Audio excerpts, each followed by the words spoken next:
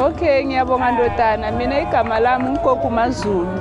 Ngihlala ema-14 eThwathwa.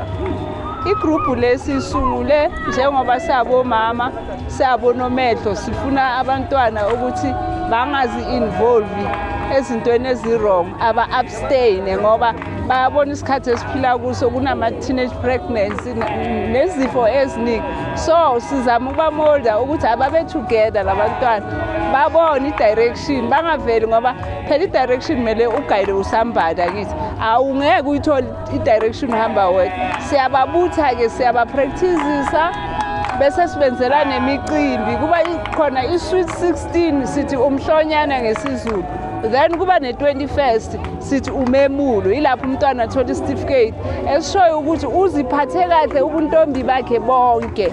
Usengaqhubekela phambili noma uthola umshado noma uyosebenza kodwa kuphuma kuye, thina simbambela ngoba siyazi ukuthi la ku-adolescent ila izinto zenzeka khona. Oh, igama le-group Ozine Maiden Princesses. Manje ngesizulu Ozine ama-princess. Niyabona mos noma kwenziwe ama-beauty contest.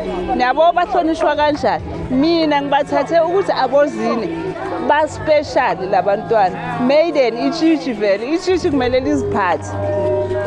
Situated ema-14 se-72 Mabuya Street extension 19. Okay, bayacula labantwana. Izingoma zabo ze-tradition, even badance. Yiko esikuphethe namhlanje.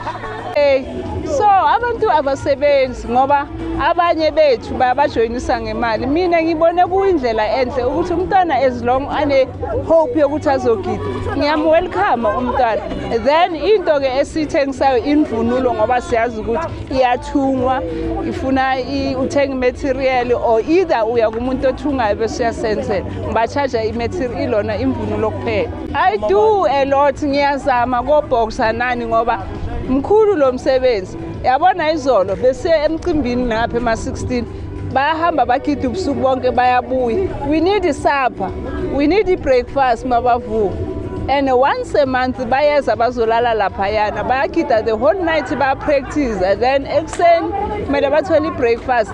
Ngiyacela Nkosi yami nabo ma-sanitary pads ngoba abantu besifazane konke ngoba siyabahlola, siyaba-check-a ukuthi basese ama-vision. Konke nje okungaba useful ngajabula kakhulu.